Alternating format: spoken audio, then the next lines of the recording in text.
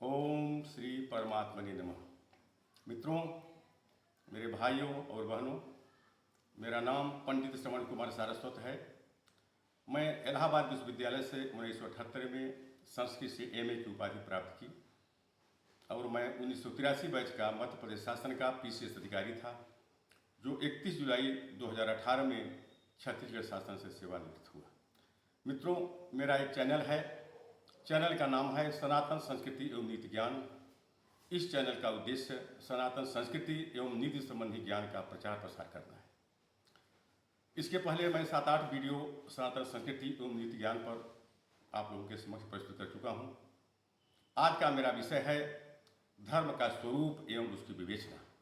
मित्रों, हमारे वेदों में, महाभारत में, उपनिषदों में, स्मृति ग्रंथों में, रामायण में और अन्य नीति ग्रंथों में धर्म के जिस स्वरूप का वर्णन किया गया है, उस स्वरूप के विषय में मैं आपको आज कुछ बताना चाहूँगा। सर्वप्रथम हम लेते हैं वेदों को। वैदिक साहित्य में वेद को अखिलो धर्म मूलम, वेद ही समस्त धर्मों का मूल है। ऋग्वेद में धर्म को ऋत कहा गया है। ऋत वह प्राकृतिक और नैतिक नियम है जिससे समस्त ब्रह्मांड संचालित होता है। ऋत का अर्थ है प्राकृतिक शक्तियाँ, सूर्य, चंद्र, नदियाँ एवं ब्रह्मांड जिससे संचालित होता है वह नियम है, वह ऋत है। और संचालित करने का जो नियम है वही धर्म है। ऋग्वेद में यदि हम देखें तो विश्व साहित्य में प्राचीनतम धर्म का सुंदरतम प्रस्फुटन, अभ्युदय यदि कहीं दिखता है तो ऋग्वेद में। ऋषियों के क्रांतिदर्शी दृष्टि ने प्रकृति के जिस उपादान को स्पर्श किया वह देवता बनकर उसके हृदय तंत्री को झंकृत करते हुए दूसरों के मनों को भी आह्लादित करने लगा। हमारे ऋषियों ने ऋग्वेद में प्रकृति के एक एक उपादान को, सूर्य को, चंद्र को, उषा को, पर्जन्य को देवता माना और उनमें देवत्व की प्रतिष्ठा की और उन देवताओं से मानव कल्याण की प्रार्थना की। ऋग्वेद में जो मंत्रों का आवाहन किया गया है, उस मंत्रों के आवाहन में ही लोक कल्याण की भावना झलकती है। ऋग्वेद के प्रथम मंडल के 35वें सूक्त का पहला मंत्र देखिए, जिसमें एक ऋषि इन दैवी शक्तियों को मानव के कल्याण के लिए आवाहन करता है। हयामि अग्निम प्रथमम स्वस्ते, हयामि मित्रा वरुणा इहावसे, हयामि रात्रिम जगतो निवेशिनीम, हयामि देवम सवितारमूतये, हयामि अग्निम स्वस्थ, प्रथमम स्वस्थ, सर्वप्रथम मैं कल्याण के लिए अग्नि का आवाहन करता हूँ। हयामि मित्रा वरुणम इहावसे, अपनी रक्षा के लिए मित्र और वरुण देवताओं का आवाहन करता हूँ। हयामि रात्रि में जगतो निवेशनी, इस जगत को विश्राम देने वाली रात्रि की मैं आवाहन करता हूँ। हयामि देवम सवितारमूतये, और मानव के कल्याण के लिए, मानवता के हित के लिए मैं सविता देवता का आवाहन करता हूँ। मित्रों, ऋग्वेद में एक सूक्त है, उस सूक्त का नाम ही संगठन सूक्त है। उस सूक्त में हमारे ऋषियों ने जो प्रार्थना की है कि सम गच्छध्वम सम वदत्वम सम वा जान्यताम, हम साथ साथ चलें, साथ साथ बोलें और हमारा मन एक हो। इस प्रकार हमारे ऋषियों ने जो धर्म प्रतिपादित किया है वह मानव कल्याण का धर्म है, वो मानव के हित का धर्म है। और हमारे ऋषियों ने मानव के कल्याण के लिए ही प्रार्थना किया है और मानव के कल्याण के लिए ही यज्ञ का सृजन किया गया है। ऋषियों ने अथर्ववेद का एक मंत्र देखेंगे जिसमें इन प्राकृतिक शक्तियों से मानव के कल्याण की याचना की गई है, प्रार्थना की गई है।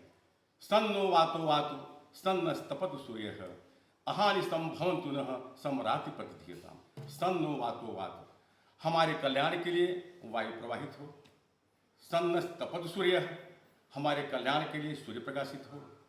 सन्नो वातो वातु सन्नस्तपतु सूर्यः, अहानि संभवन्तु नः, दिन हमारे कल्याण के लिए हुए। और सम्राति प्रतिधीयताम्, और रात्रि भी हमारे लिए कल्याणकारी हो। इस प्रकार मित्रों, हमारे वैदिक ग्रंथों में मानव के कल्याण के लिए ही धर्म का प्रतिपादन किया गया है और मानव कल्याण ही, मानव की उन्नति ही, मानव का लौकिक और पारलौकिक उन्नति ही उनका उद्देश्य है और यही परम धर्म है। बृहदारण्यक उपनिषद में एक ऋषि प्रार्थना करता है, असतो मां सदगमय, तमसो मां ज्योतिर्गमय, मृतोर मां मृतगमय। हे प्रभु, मुझे असत की सत की ओर ले चलो, असत्य से सत्य की ओर ले चलो, तमसो मां ज्योतिर्गमय, अंधकार से प्रकाश की ओर ले चलो, अमृतम गमय, मुझे मृत्यु से अमरता की ओर ले चलो।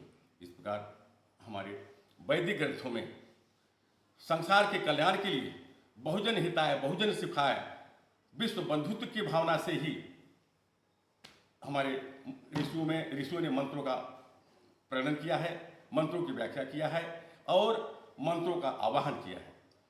यजुर्वेद का एक मंत्र है, प्रार्थना संबंधी मंत्र है कि मित्र श्याम चक्षुषा सर्वभूतानि समीक्षे, कि मैं समस्त प्राणियों में मित्रता का भाव रखूं और समस्त प्राणियों को मित्र के रूप में देखूं।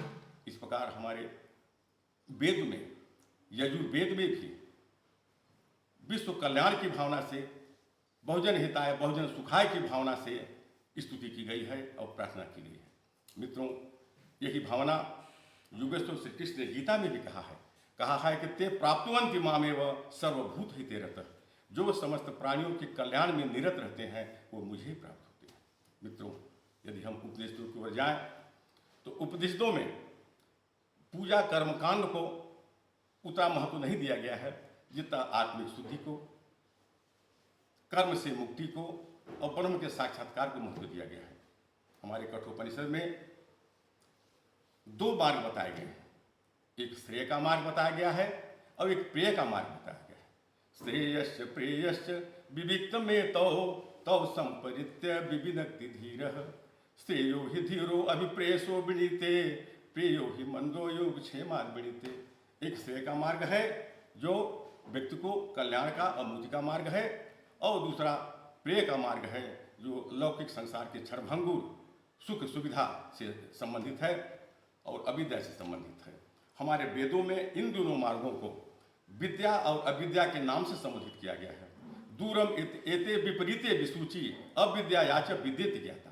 ये दोनों मार्ग एक दूसरे के विपरीत हैं और दूर हैं, जो विद्या और अविद्या नाम से जाने जाते हैं।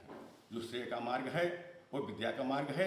इस मार्ग पर चलकर व्यक्ति अपना कल्याण करता है और अपने परम गति, परम धर्म, परम तत्व परमात्मा को प्राप्त कर लेता है। और प्रिय के मार्ग का जो पथिक है वह धर्म से भटक जाता है और संसार में भटकता रहता है। मित्रों, इसी प्रकार आप देखेंगे कि छांदोग्य उपनिषद के 23वें कांड में ये लिखा गया है कि उसमें धर्म के 3 स्कंध बताए गए हैं। पहला स्कंध यज्ञ, अध्ययन और दान से संबंधित है, दूसरा स्कंध तपस्या से संबंधित है और तीसरा स्कंध ब्रह्म के आचरण, ब्रह्मचर्य और गुरु की सेवा से संबंधित है। मित्रों, यज्ञ, तपस्या, स्वाध्याय और तप और ज्ञान, गुरु की सेवा, इन मार्गों पर चलने वाला व्यक्ति अपने परम कल्याण की ओर, ब्रह्म साक्षात्कार की ओर जाता है और ब्रह्म साक्षात्कार करके वह ब्रह्म की प्राप्ति रूप परम धर्म को प्राप्त कर लेता है। मित्रों, पुणे से केवल स्वर्ग प्राप्त होता है, किंतु आत्म साक्षात्कार रूपी परम धर्म से व्यक्ति को मोक्ष प्राप्त होता है। इसलिए हमारे उपनिषदों में भी जो परम धर्म है वह परम पिता परमेश्वर, परम तत्व का साक्षात्कार करना है और उनके अपने आत्मा को उनमें विलीन कर देना है, आत्मा को परमात्मा में विलीन करना है और आत्मा को उद्धार करना है। और यही उपनिषदों का परम धर्म माना गया है। मित्रों, यदि हम महाभारत में देखें तो महाभारत के शांति पर्व में, अनुशासन पर्व में धर्म की बड़ी विशद व्याख्या की गई है। वहाँ कहा नहीं सत्यात् परो धर्म, सत्य से बड़ा कोई धर्म नहीं है और असत्य से बड़ा कोई पाप नहीं है। हमारे पुराणों में वेद व्यास ने भी लिखा है कि अष्टादश पुराणेषु व्यासस्य वचनद्वयं परोपकार पूर्णाय पापाय परपीडनम। 18 पुराणों में व्यास के केवल 2 ही वचन हैं। परोपकार पूर्णाय, यदि आप परोपकार करोगे तो आपको पुण्य मिलेगा और वो धर्म का कार्य है। यदि आप दूसरे को पीड़ा पहुंचाएंगे तो आप पाप के भागी बनेंगे, जो अधर्म का कार्य है। तो हमारे पुराणों में धर्म अधर्म को पाप और पुण्य के रूप में देखा गया है। मित्रों, अब हम महाभारत के अनुशासन पर्व की ओर चलते हैं और देखते हैं कि महाभारत के अनुशासन पर्व में किन किन चीज़ों को धर्म माना गया है। तो नास्ति शांति समो तप, नास्ति संतोषात् परम सुखम, और न चो धर्मो दया पर। संतोष के बराबर कोई सुख नहीं है, शांति के बराबर कोई तप नहीं है, और दया के बराबर कोई धर्म नहीं है। इसलिए दया को भी बहुत बड़ा धर्म माना गया है। महाभारत के अनुशासन पर्व में दया को भी धर्म माना गया है। मित्रों, यदि हम श्रीमद् भागवत पुराण को देखें तो श्रीमद् भागवत पुराण के प्रथम अध्याय के प्रथम स्कंद के दूसरे अध्याय के 6वें मंत्र को देखें, सर्वे पुंसाम परो धर्मः यतो भक्ति रथोक्षजे अहैतु क्या अप्रतिहता ये आत्मा संप्रसिद्धति। पुरुषों का सबसे बड़ा धर्म यही है, परम धर्म यही है, वह परम पिता परमात्मा के चरण में अपने मन को लगाए, उनकी भक्ति करे, और उसकी भक्ति अहेतु की, बिना कामना के होनी चाहिए, और अप्रतिहता, उसमें कोई बाधा नहीं होनी चाहिए। यही सबसे बड़ा धर्म है। महाभारत के 11वें स्कंध में दूसरे अध्याय के श्लोक संख्या 36 में भागवत के व्यवहारिक धर्म का उल्लेख किया गया है कि श्रीमद् भागवत का व्यवहारिक धर्म क्या है। उसमें कहा गया है कि कायेन वाचा मनसेन्द्रियैर्वा बुद्ध्यात्मता वा नुसृत स्वभावात् करोति यस तद सकलम परस्मयी नारायणाय समर्पयेत। मनुष्य काय शरीर से, मन से, वचन से, इंद्रियों से, बुद्धि से और अहंकार से और अनुचित स्वभाव अपने स्वाभाविक संस्कार से जो भी कर्म करे, वो समस्त कर्म को सर्वेश्वर भगवान श्री कृष्ण के चरणों में अर्पित कर दे। यही साधना श्रीमद् भागवत का व्यवहारिक धर्म है। मित्रों, यदि हम स्मृति ग्रंथों की ओर आए, स्मृतियों को देखें, तो हमारे मनुस्मृति में मनु के राजधर्म का बड़ा विस्तृत विवेचन किया गया है। राजधर्म भी एक बहुत बड़ा धर्म है, और राजधर्म का सबसे उत्तम उदाहरण महाकवि कालिदास के रघुवंश महाकाव्य के 14वें सर्ग का 67वां श्लोक है, जिसमें राम के चरित्र में जो राजधर्म का जो उदाहरण दृष्टांत प्रस्तुत किया गया है, वह संभवतः विश्व साहित्य का एक विलक्षण दृष्टांत है और बहुत ही संवेदनशील और मार्मिक दृष्टांत है, जिसमें राजा राम ने अपने राजधर्म का परिचय दिया है। उस श्लोक में लिखा है कि नृपस्य वर्णाश्रम पालनम यत स एव धर्मो मनुना प्रणीतः निर्वासितायामपि एव त्वया तपस्विनी सामान्यमवेक्षणाय। सीता कहती हैं, सीता को जब राम ने परित्याग कर दिया तो सीता पहले राम को राजा शब्द से संबोधित करती हैं। वाच्यस्त्वया मद्वचनात् स राजा वहनौ विशुद्धामपि यत् समक्षम मालोकवादश्रवणादहासी सुतस्य किम तत् सदिशम कुलस्य। कहे लक्ष्मण, उस राजा राम से जाके कहना कि यज्ञ के समक्ष जिसके सत्युत्व की परीक्षा ले ली गई थी, उसके बाद भी मनु के राजधर्म का पालन करते हुए उन्होंने मुझे इस अवस्था में अपने महल से निर्वासित कर दिया, किंतु अपने महल से निर्वासित कर देने के बाद भी मैं उन्हीं के राज्य की सीमा के अंतर्गत एक सामान्य तपस्विनी की भांति जीवन यापन कर रही हूँ। और चूंकि वो एक राजा है और मैं उनकी प्रजा हूँ, तो उनका अभी भी यह कर्तव्य बनता है, धर्म है कि वो मेरे देखरेख करें और मेरी रक्षा करें। मित्रों, राजधर्म का, प्रजारंजक राजा का, प्रजा हितैषी राजा का, प्रजा का कल्याण करने राजा का, इससे उत्तम उच्च कोटि का राजधर्म न केवल भारतीय साहित्य में बल्कि विश्व साहित्य में कहीं नहीं दृष्टिगत होता। जिस प्रकार का दृष्टांत राम ने अपने उदाहरण से देकर प्रस्तुत किया है। मित्रों, इसी प्रकार का एक और दृष्टांत मैं आपको बताना चाहूँगा, जो अभिज्ञान शाकुंतलम, कालिदास के अभिज्ञान शाकुंतलम नाटक के 5वें सर्ग का 7वां श्लोक है। उसमें राजा दुष्यंत ने इसी प्रकार के अपने राजधर्म का परिचय दिया है। उसमें लिखा है कि स्वसुख निरभिलाष खिद्य से लोक हेतु प्रतिदिन मथवाते वृत्तिरेवं विधैव अनुभवति हि मूर्धना पादपसति ब्रह्मसुणम समयति परितापम छायोपासितानाम। स्वसुख निरभिलाष, राजा को अपने सुख के प्रति अभिलाषा रहित होना चाहिए। खिद्य से लोक हेतु, हमेशा लोक कल्याण के लिए, पब्लिक के हित में खिद्य से कष्ट उठाना चाहिए। प्रतिदिन अथवाते वृत्ति एवं विधैव, यह उनका प्रतिदिन का वृत्ति स्वभाव होना चाहिए। राजा को उस बट वृक्ष के समान होना चाहिए जो अनुभवत ही मूर्धना पाद पसते ब्रह्मसुणम, जो सूर्य के प्रखर किरणों को अपने ऊपर सहन करता है। किंतु समयति परितापम छायोपाश्रितानाम, लेकिन जो उसकी छाया में उसके समीप आते हैं उनको छाया की और शांति की शीतलता प्रदान करता है। तो राजा का यह कर्तव्य एक राजधर्म है और जिसका हर राजा को पालन करना चाहिए। मित्रों, यदि हम अन्य धर्मों की ओर जाएं तो एक मानव धर्म भी है जो कि सबसे बड़ा धर्म है कि शरीर माध्यम खलु धर्म साधनम। ये संदर्भ कुमार संभव महाकाव्य का है। कुमार संभव महाकाव्य के 5वें सर्ग का 33वां श्लोक है, जिसमें शंकर जी पार्वती के पास पहुंचते हैं और पूछते हैं कि हे देवी, तुम यदि कठिन तपस्या कर रही हो, अपि क्रियार्थम समिधम समित कुसुम जलान पिस्यान विधि क्षमारिते अपि स्वशक्त्या तपसे प्रवर्तसे शरीर माध्यम खलु धर्म साधनम।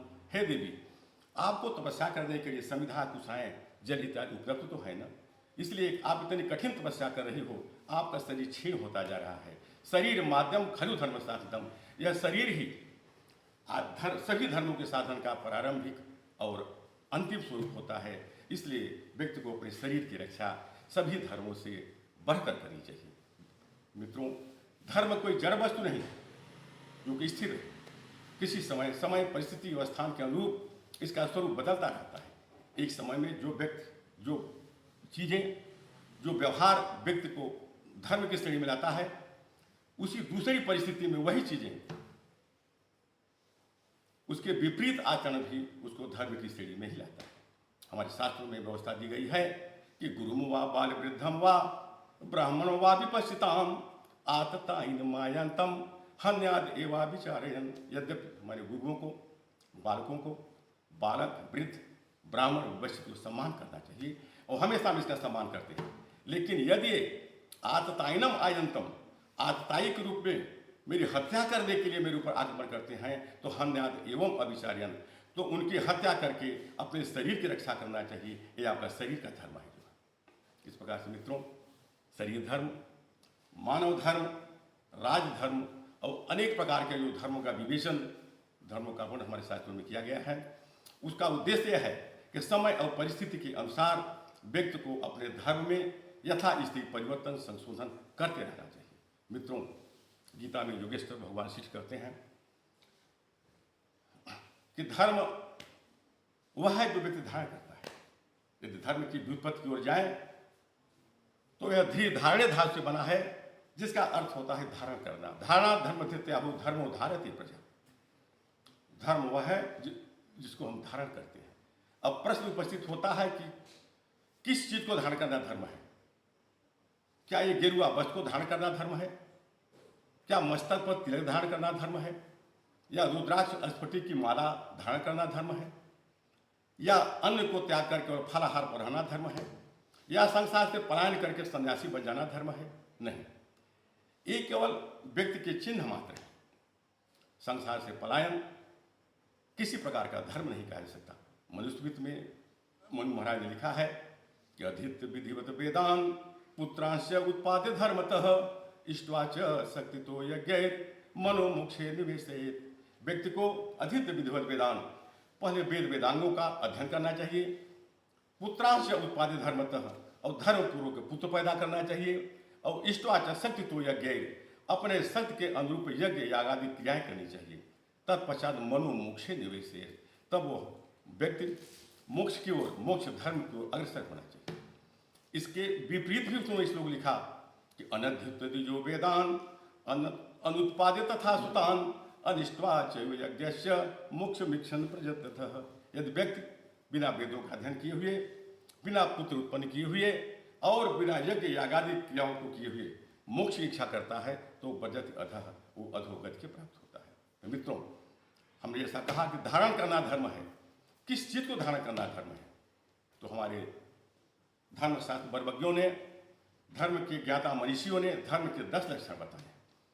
धृति क्षमा दमो अस्तेयम शौचम इंद्रिय निग्रह धीः विद्या सत्यम अक्रोधो 10 को धर्म लक्षणम। धृति ही क्षमा, दमो इंद्रियों का नियंत्रण रखना, अस्तेय चोरी न करना, शौचम पवित्र रहना, शौचम इंद्रिय निग्रह इंद्रियों को अपने बस में रखना, इंद्रिय निग्रह रखना, धीः बुद्धिमान होना, विद्या विद्यावान होना, सत्यवादी होना, अक्रोध न करना, 10 को धर्म लक्षण। तो मैं मित्रों, धर्म के इन 10 लक्षणों को धारण करना धर्म है। हमारे ऋषियों ने धर्म के जो 10 लक्षण बताए हैं, यही धर्म के 10 लक्षण योगेश्वर श्री कृष्ण ने गीता के 16वें अध्याय में दैवासु संपद विवेचन में दैवासु संपदा के रूप में इसका वर्णन किया। तो ये धर्म के 10 लक्षण योगेश्वर श्री कृष्ण द्वारा बताए गए दैवी संपदा में सम्मिलित हैं। इस प्रकार ये 10 लक्षण धर्म की योगेश्वर भगवान श्री कृष्ण से मुख से निकली हुई वाणी है। इसको धारण करना, इस धर्म को अपने व्यवहार में उतारना, इसका आचरण करना, इसका पालन करना ही परम धर्म कहा गया है। मित्रों, हमारे शास्त्रों में धर्म की जो व्यवस्था बनाई गई है उसके अनुरूप ही आचरण करना धर्म कहा जाता है। और जो शास्त्र विधि से रहित होकर जो कुछ भी कोई काम करते हैं वह धर्म की श्रेणी में नहीं आता, बल्कि वह एक प्रकार की एक कुरीति हो सकती है। जो है ये शास्त्र विधि को जो तो त्याग कर, ये शास्त्र विधि मुझसे यजनते काम करता, न स सिद्धिम अवाप्नोति न सुखम न परामगति। जो शास्त्र विधि को छोड़कर मनमाने ढंग से किसी भी चीज का आचरण करते हैं, वे न तो सिद्धि को प्राप्त होते हैं, न सुख को प्राप्त होते हैं और न परम गति को प्राप्त होते हैं। इसलिए मित्रों, हम क्या करें और क्या न करें, इसके लिए हमारा शास्त्रीय प्रमाण है।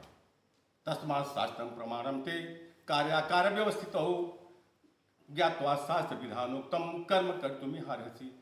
कर्तव्य और अकर्तव्य की व्यवस्था में मेरे शास्त्रीय प्रमाण है।